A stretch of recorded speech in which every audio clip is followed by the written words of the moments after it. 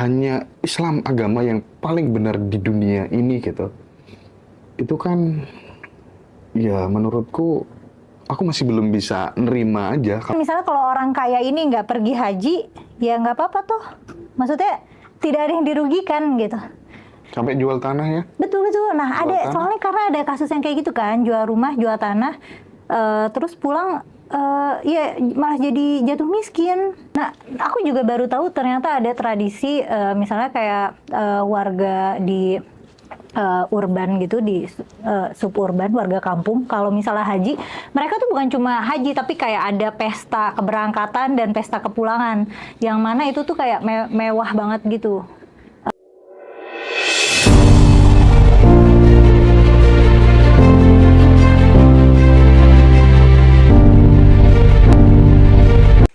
Assalamualaikum warahmatullahi wabarakatuh.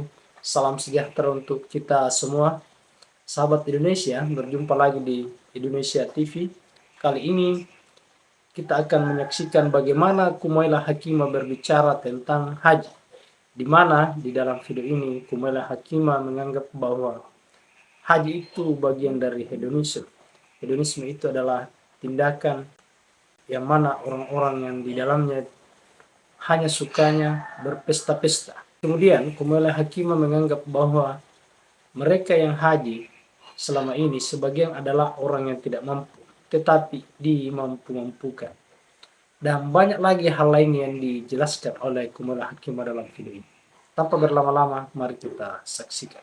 Tapi Mbak Mela, kalau misalnya lagi-lagi kita ngomong soal beragama gitu ya, di banyak tempat gitu, orang yang misalnya secara finansial dia udah settle nih, kok nggak berangkat haji ya, kok nggak umroh ya, itu aja udah rame loh, itu udah rame itu loh, uangnya udah banyak, tapi nggak umroh, nggak haji gitu. Nah, aku pengen dengar dari sosok Mbak Mela ini perspektifnya tentang kewajiban orang berhaji gitu, atau umroh dan lain sebagainya, itu gimana? Kalau misalnya sebenarnya kan umroh itu kan bagi yang mampu ya, mampu itu bisa mampu fisik, bisa mampu harus mampu fisik dan mampu uang. Nah, masalahnya di Indonesia itu kita kalau mau haji antrinya aja kan berapa tahun sekarang? 10 tahun, 20 tahun. Pokoknya antrinya lama banget. Dan negara kita tuh juga nyediain misalnya tabungan-tabungan haji itu loh.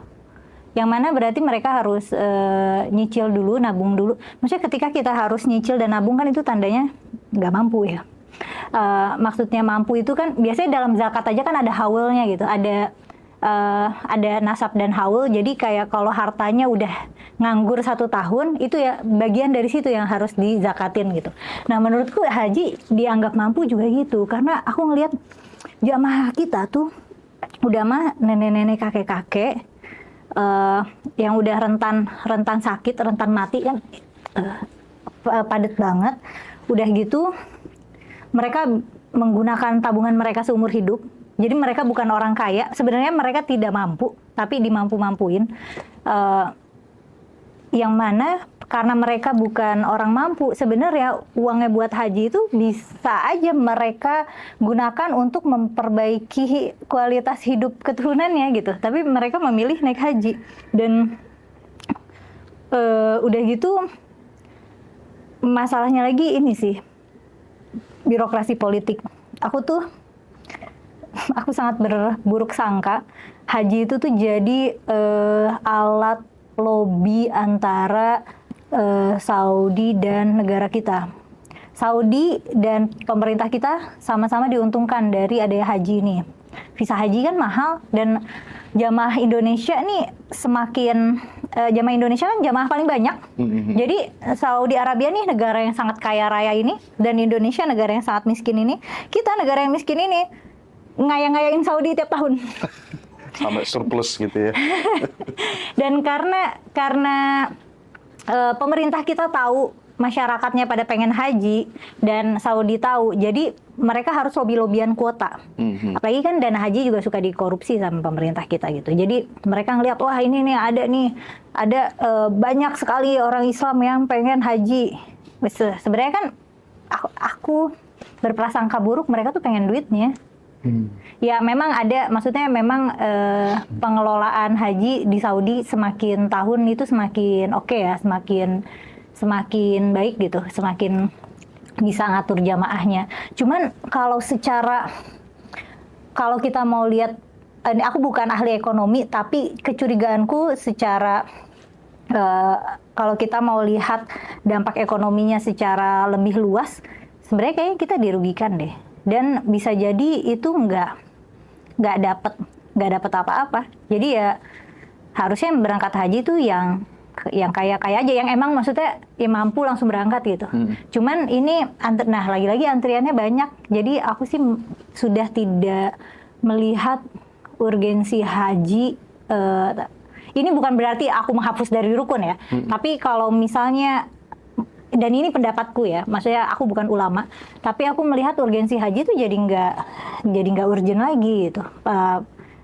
Pertama soal antrinya, kedua memakan banyak uang yang kalau kita bukan orang kaya raya, kan haji itu berapa sih, 100 jutaan kayaknya deh.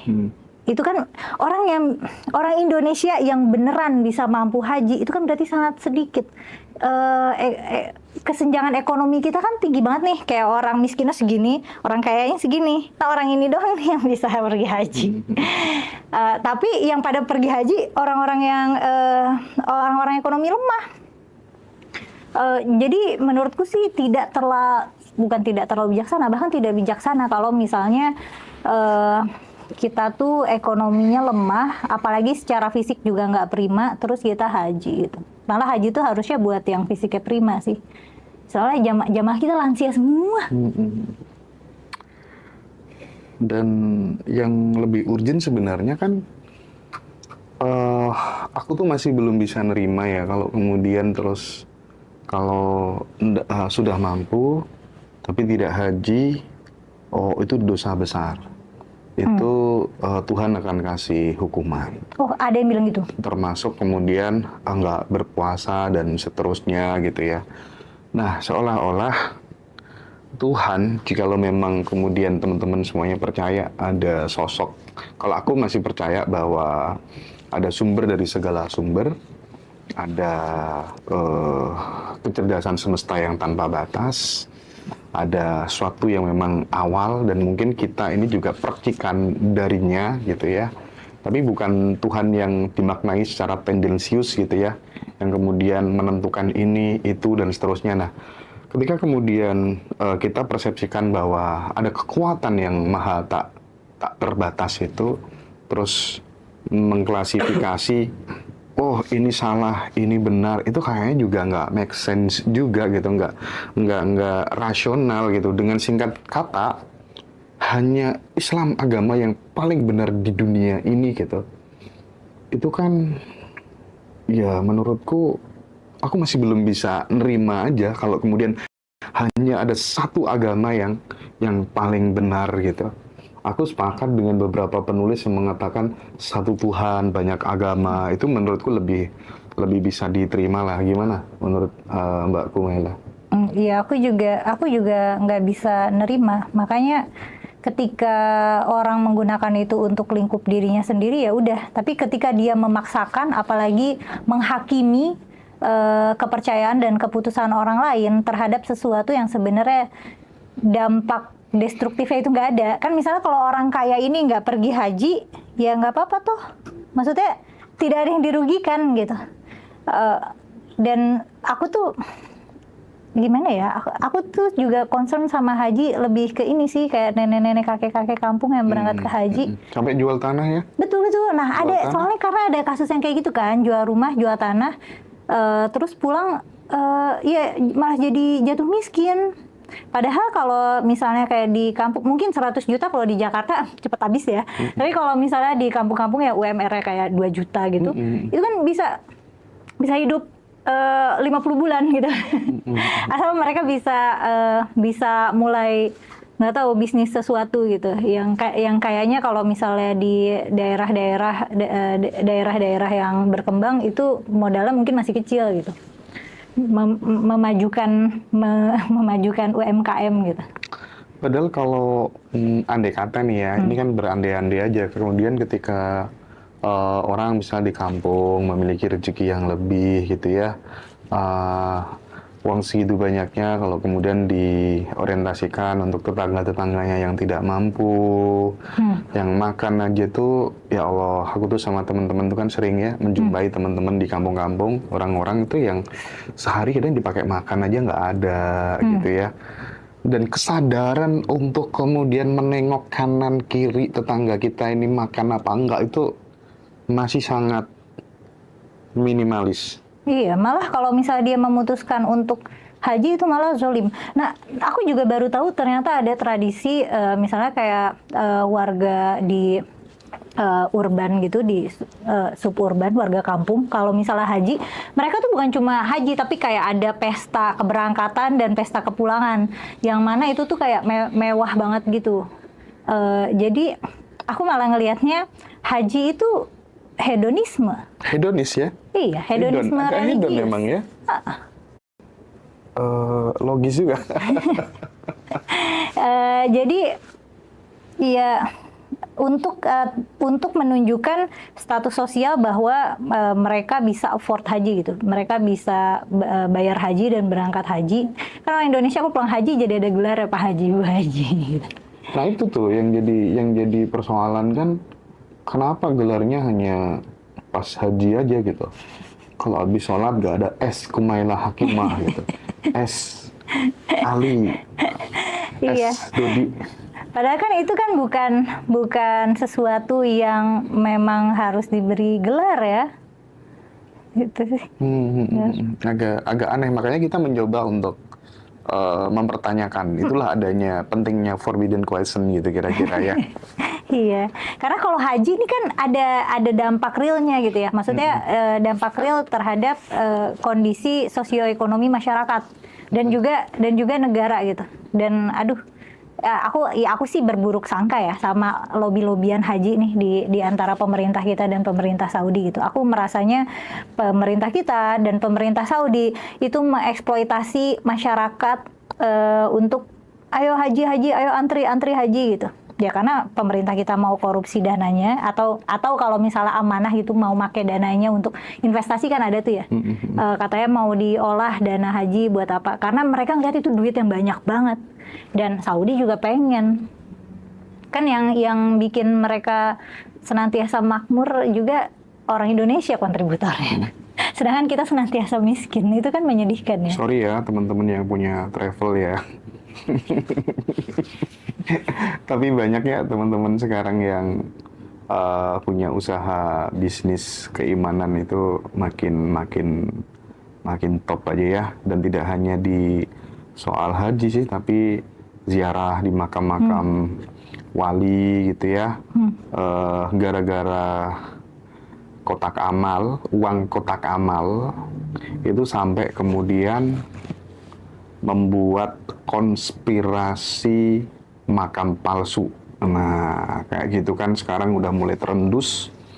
Orang udah mulai aware, oh selama ini kita itu memang mohon maaf, kadang umat Islam tuh kayak terbelakang gitu loh. Dibodohin, ya Allah. Kita aja baru tahu selama ini aku tuh melihat orang hanya dari sisi tampilan jubahnya aja gitu ya. Ternyata belum tentu juga, karena ini faktanya demikian. Oh, setoran uang kotak amal ke ini, ke Habib ini yang selama ini didewa-dewakan, dipuji-puji, bikin makam-makam palsu hanya demi untuk uang atau kotak amal tadi, uang di kotak amal tadi itu gitu. Nah, makanya menurutku pendidikan yang tidak kalah penting itu kayaknya pendidikan tentang finansial deh, Mbak Mela ya. Karena orang pada memanfaatkan itu semuanya, dia jadi praktisi spiritual, tokoh-tokoh agama apapun, even itu adalah pendeta segala macam, semuanya udah mulai kebongkar semuanya gitu. Gimana ini? Benar, setuju. Dan itu makanya ketika misalnya ada teknologi pinjol dan judol, warga kita terjebak, masyarakat kita terjebak karena mereka nggak punya literasi keuangan. Mereka nggak bisa menimbang risiko dari keputusan keuangan yang mereka ambil. Dan waktu itu kan ada siapa ya, ustadz yang ceramahnya tuh sedekah itu loh, kayak matematika sedekah. Iya. Nah itu kan berapa punya uang berapa? Ya saya cuma punya uang 10 juta, sedekahkan semua, nanti diganti oleh Allah gitu. Nah itu kan sebenarnya keputusan yang serampangan. Kehendak Allah kan, maksudnya kalaupun mereka percaya Allah berkehendak yang baik, tapi masalahnya kehendak Allah kan nggak bisa dia atur. Apapun yang dia lakukan kan kembali lagi Allahnya maha kuasa gitu. Terserah Allah mau berkehendak apa gitu. Itu nanti Allah ganti, nanti ada matematika sedekah tuh, misalnya kayak Allah ganti 70 juta misalnya, anggaplah dikali 7 dan gitu, nanti kalau nggak balik 70 juta, oh itu nanti di surga gitu. Nah ya hal-hal kayak gini, hal-hal matematika abstrak kayak gini kan bikin masyarakat kita ngambil keputusan yang sebenarnya tidak terukur dan tidak bisa dipertanggungjawabkan. Dan masalah ekonomi, literasi keuangan yang kayak gini-gini tuh krusial banget di kita, karena masyarakat kita kan ini ya, pasar kerja itu kan gaji kecil-kecil, udah gitu yang pinjol paling besar tuh guru loh di Indonesia. Itu kan juga menyedihkan. Terus ya, pokoknya masalah keuangan di kita tuh ini banget. Bahkan waktu belum lama kayaknya ada rilis gitu dari suatu bank swasta, dia bilang orang Indonesia tuh nggak bisa, terutama generasi mudanya nggak bisa afford masa pensiun. Jadi bisa jadi generasi muda kita harus pensiun lebih lama lagi gitu, karena kita nggak bisa ngumpulin uang untuk hidup tua nyantai. Nah, saya tertarik tadi dengan statement Mbak Mela tentang sedekah nanti dilipat gandakan dan seterusnya, karena kebetulan aku pernah masuk di komunitas seperti itu. Yang pertama, ini memang sistemnya dia kayak ngajar gitu ya, ngajar ilmu tauhid, ilmu tasawuf, di brainwash lah, bahwa kemudian ketika mau sedekah sampai jual mobil, sampai gadekan sertifikat tanah hanya untuk sebuah sedekah, dan tidak sedikit orang-orang sampai bercerai, rumah tangganya berantakan gitu ya. Nggak sedikit juga yang aku kok lama banget belum dapat gantinya gitu kan. Dan sedekahnya itu sedekah ke gurunya. Sedekahnya aku ke gurunya, ke rekening gurunya gitu. Ini ngomong soal spiritualitas ya. Iya. Guru-guru spiritual. Padahal kan guru kan bukan ini, akhirnya aku lari kan, karena aku bukannya sok suci, nggak tega aja, nggak tega melihat ada orang sampai suaminya meninggal dulu, istrinya sering ke situ memantau kayak nggak terima segala macem gitu ya. Terus akhirnya ini komunitasnya besar nggak? Lumayan sih. Lumayan. Dan sampai sekarang ada? Sekarang ada, cuman udah nggak terlalu besar ya, karena ditinggal Ngaji Roso mungkin ya. Terus apa tuh namanya? Aku geser kan ke pengembangan diri, coach gitu ya, motivator gitu ya. Pada saat kelas sama, silakan di dompet ada uang berapa gitu ya. Itu investasi, oh iya. Langsung sedekah, tapi dikasihkan ke coachnya gitu. Nah, mereka pada mau karena ada narasi-narasi. Kalau kamu pengen mental kayamu tumbuh, kamu harus sedekah kepada orang yang kaya gitu. Nah, coach tadi kan membranding dirinya sebagai orang yang kaya. Dan mereka percaya gitu. Bahkan yang pengusaha-pengusaha yang udah punya uang banyak itu juga percaya gitu loh. Nah, kita itu terlalu gampang kemudian gumunan, terlalu gampang percaya dengan statement-statement orang yang kadang kita nggak cross check sendiri gitu. Nah, gimana tuh Mbak Mela tuh praktik-praktik seperti itu? Mas Hendra pernah dengar nggak katanya Indonesia adalah negara yang paling dermawan? Nah, Paling dermawan? Aku jadi mikir mungkin tujuan masyarakat Indonesia dermawan banget itu bukan karena kita baik banget, tapi karena kita bodoh banget. Karena kita tidak bisa ambil keputusan. Nih, karena kalau masalah sedekah dalam Islam kan kalau sedekah itu ya ekstra gitu ya. Yang wajib itu kan zakat. Dan zakat itu kan kecil sekali gitu, hanya 2,5% dari harta nganggur gitu, harta yang udah nganggur setahun gitu. Jadi kalau misalnya aku punya aku bisa jadi angkanya salah ya. Misalnya aku punya 100 juta nganggur, aku nggak tahu sih batas nasabnya sekarang berapa ya harusnya. 100 juta nganggur berarti kan aku cuma harus sedekah 2,5 juta gitu. Jadi memang berarti kan dalam konteks itu kita tuh nggak apa-apa nimbun harta untuk kita aman. Tapi ketika kita punya kelebihan harta, ada hak orang miskin di situ. Nah, tadi ketika Mas Hendra bilang sedekah ke orang kaya gitu, padahal kan kalau dalam Islam tuh orang-orang yang berhak diberi sedekah ini kan adalah golongan-golongan yang spesifik gitu. Dan orang kaya tentunya tidak termasuk gitu, orang kaya yang harusnya sedekah gitu. Itu ini sih masalah. Pembodohan sih ya. Iya. Surganya penipu sih memang Indonesia ini ya. Sedih ya. Tapi Mbak Mela, mungkin di segmen pertama ini aku ingin menutup dengan satu pertanyaan terkait dengan lagi-lagi kita ngomong soal agama gitu ya. Karena dari dulu itu kan kita dikasih doktrin, ada hal-hal yang tidak layak untuk kemudian kamu pertanyakan. Cukup kamu imani saja gitu kan ya. Kan banyak pertanyaan-pertanyaan seperti itu gitu. Nah, aku pengen Mbak Mela memberikan resolusi pandangnya terkait dengan kenapa sih nabi-nabi itu kok diutusnya di Timur Tengah gitu. Iya, itu pertanyaanku masa kanak-kanak ya. Tapi mungkin ada yang bilang enggak, nabi itu kan ada 100.000 berapa, ada 300.000 berapa gitu ada. Tapi kan itu lagi-lagi nggak bisa diverifikasi ya fakta-fakta kayak gitu. Tapi nabi-nabi yang kita ketahui kan nabi-nabi Timur Tengah ya, nabi-nabi Yahudi terutama gitu ya. Ya sebenarnya karena mereka ada di wilayah itu semua gitu, dari mulai awalnya misalnya Mesopotamia kuno, Mesir kuno, terus lama-lama adaptasi budaya, asimilasi budaya, jadi membentuk agama Judeo-Kristian ini nih, agama Yahudi Kristen Islam. Ini aneh banget, aku jadi mikir Yahudi Kristen Islam kita secara sejarah linear tapi berantem mulu ya mereka ya. Padahal kita berbagi sejarah yang linear gitu.